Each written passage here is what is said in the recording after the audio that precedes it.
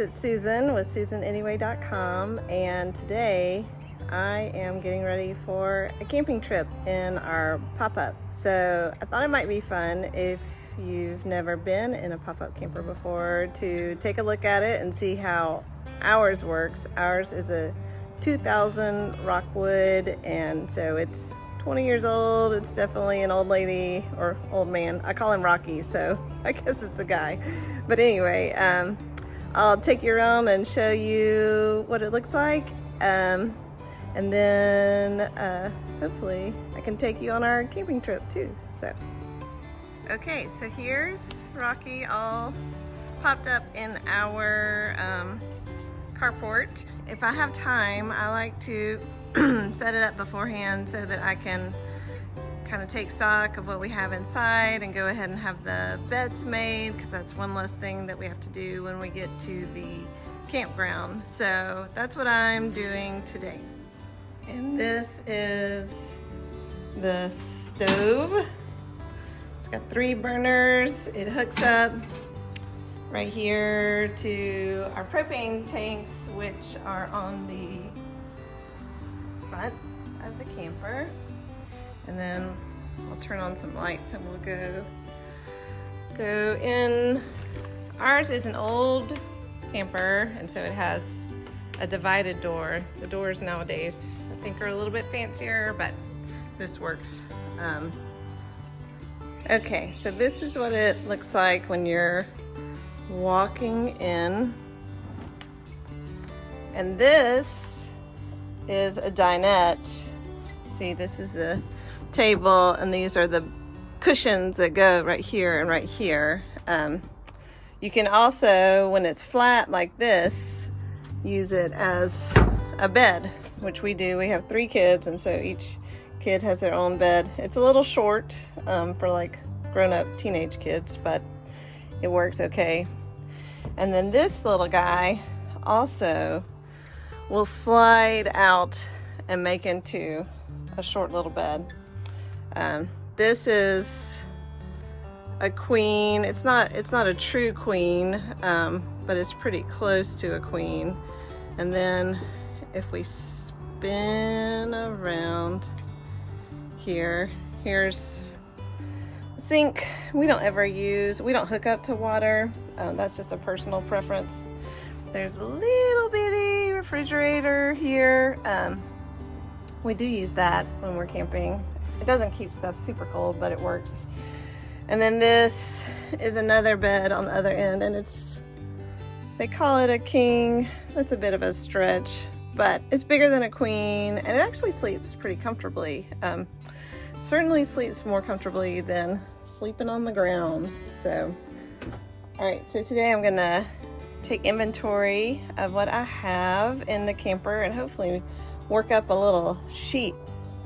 A lot of times when we camp, we spend time trying to remember, oh, where is that thing? And did we bring this? And so if I had a sheet that had inventory of what exactly is in the camper and where it is in the camper, I think that'd be really helpful. In fact, my husband said it would really be helpful if you could make one of those. So that's what we're doing.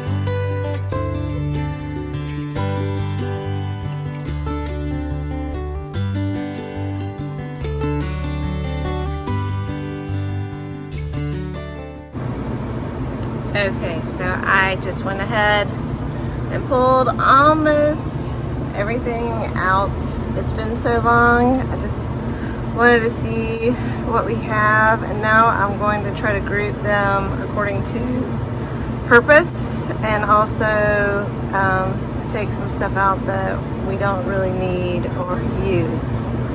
So, making progress, but we're definitely at the messy part of the organization. Okay, so this little storage space is important because when the camper is closed, this is the only storage that you can get to. So what you put in here are things that might be critical to the very beginning of your setup of camper. And we also keep our fire extinguisher in there. Most campers come with a place to put their fire extinguisher. Mine was right here, but the things that held the fire extinguisher in place snapped off, so this was the second best place to have it.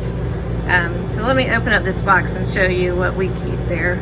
Alright, so in our box, keep a lighter. These are our headlamps. I like to keep them in a plastic bag just to keep them all together and separate from everything else in this box. Bungees. I have a couple of bungees. A backup if the lighter doesn't work.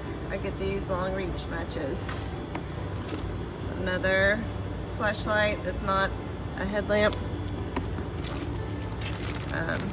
This is a multi-tool. It's got Phillips and flat, and then it's got some other different little bits, and then it also has a place if you need to take off nuts. There's a few different sizes for that. This is when we when we drop the, what do you call it, the dolly, this thing, hold on. This thing, right now we have the wheel on it, but we also have this. If you did not want the camper to be able to move, you stick this on instead of that wheel. And then pocket knife, carabiner, and this is something that we use to lower the stabilizer, so we keep it in there too. We also keep in that box this yellow thing. That thing is how it converts the electricity to like home electricity, so we can run the electrical at home. But that little yellow thing is like an adapter, so that goes in there too. And we also have this little flap that you can get to, but normally we put in there our chocks to chalk our wheels, and the crank to crank. This is a chalk, by the way, camper up. If you didn't have that on your camper, then you would want to put your chocks in your crank to pop the cranker, to crank the pop, oh my heavens, to crank the pop up.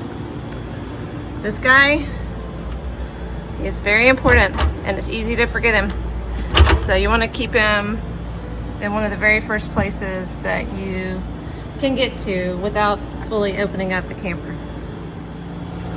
So this is a cereal container that I repurposed, so I didn't have to buy something new. This holds all my straps and hooks.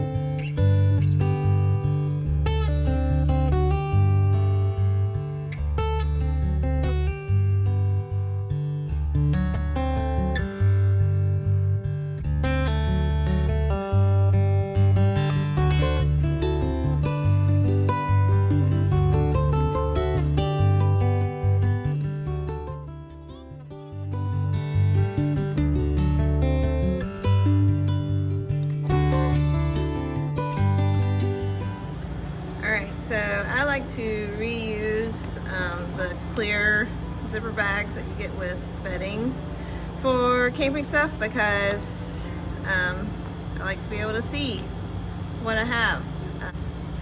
So a lot of this stuff I just inherited from my dad when he passed away and mom was downsizing.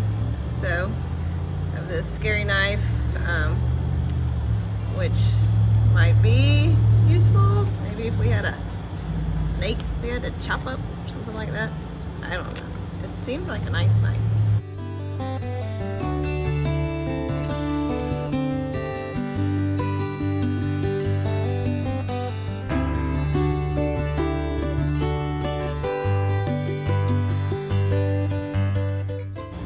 probably take some of these axes out. I can't imagine a situation in which we would need 3 axes and a long sharp knife.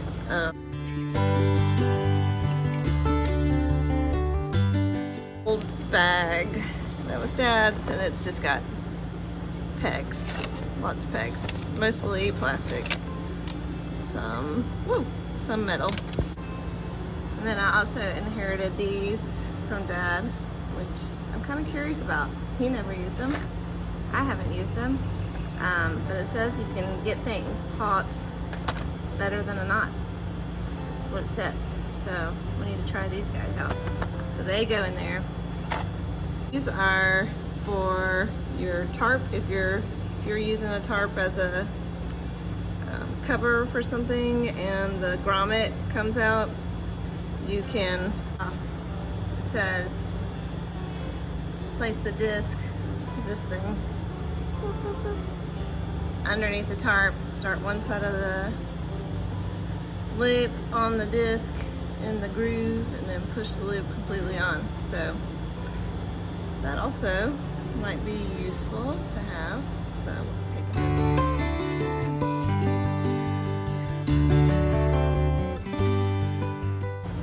Alright, so this is my other cereal container. It's got a different colored top, so that's nice.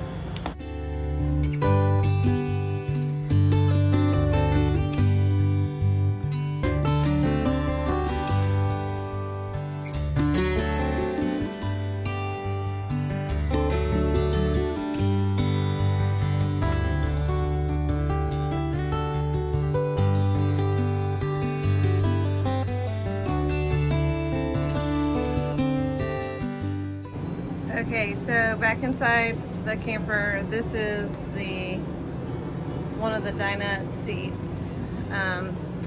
This is a drawer, so you have to remember that and try to keep it where it can move freely and not get hung.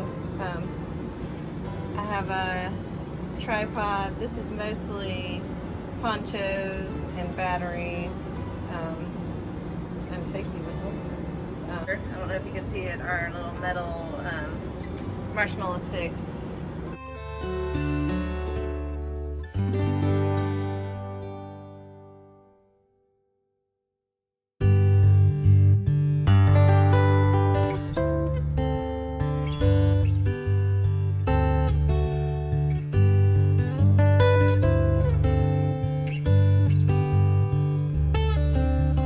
Another thing that we have that I would definitely suggest getting is one of these cute little Sterilite drawers. These little plastic drawer containers are really your friend. We have this size, and then there's bigger ones that I've seen people use. It's just so much nicer instead of having to move everything off to get something to just open a little drawer. So we keep, this is where we'll put like our keys, our wallet, our phone. I'll have Neosporin and pain reliever and Band-Aids, readers. My husband's a big fan of earplugs, and we'd have phone chargers and stuff like that. So this little thing is nice and helpful.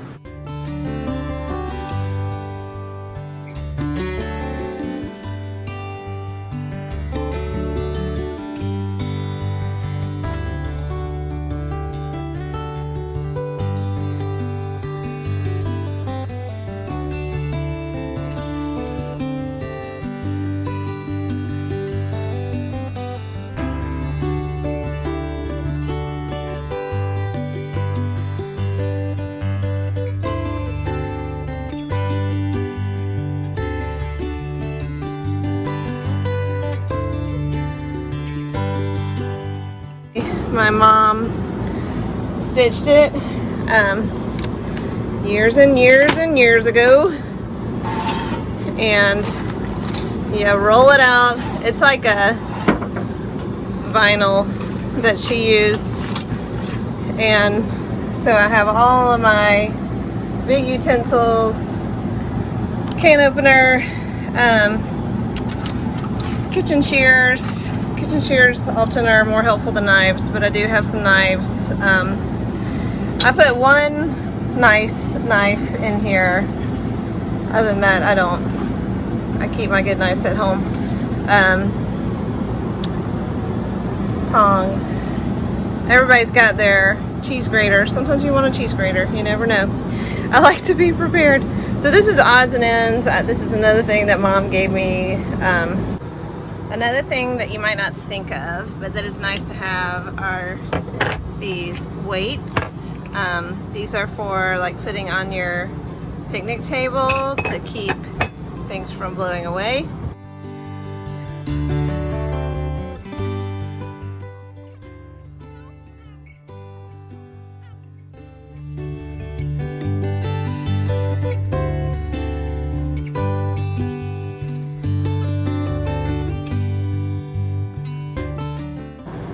I also wanted to show you these just because they're super cute, and it's also nice. It's nice to have an enamel or a metal coffee cup, and I bought these at Spring at the Silos at Waco at Magnolia, and just adorable, and with your little carabiner.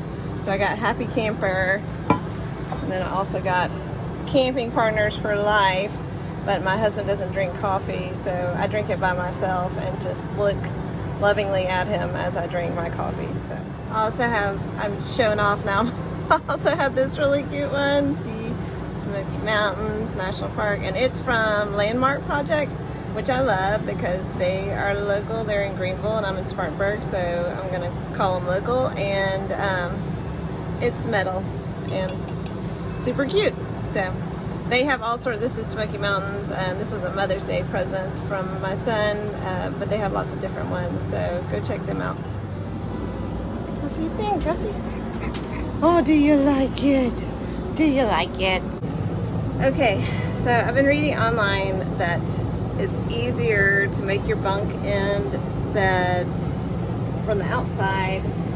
Also, I will say that if you can make the beds before you travel and they're already made when you get to the campsite, that's just kind of doing yourself a favor. So it doesn't always work. It didn't work for me last time we went camping, but I definitely try to do it. And with ours, like, I couldn't put like comforter and egg crate and the whole nine. Like, ours wouldn't close. There's just not a lot of leeway. But I can at least put sheets on the bed, and then we just tuck like thermarest underneath our mattresses to make it a little bit more comfortable. And we just do it for us because we only have two, so the kids just have to rough it on the plywood. But all right, so I'm gonna try to do this from the outside, and hopefully I can video it and you can watch my struggle. So hold on.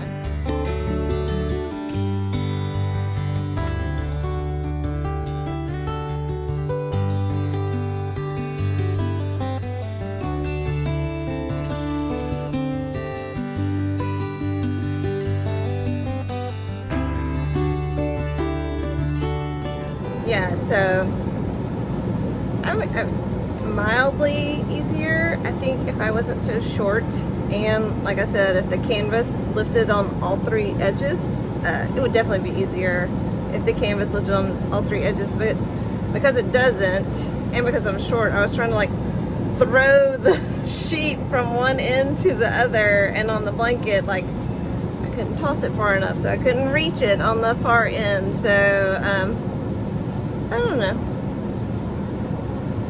It's still, yeah, I like it better than like you saw at the end where I had to like lay down on the bed and like trying to tuck it all in. Not my favorite part, so I'll probably keep doing that.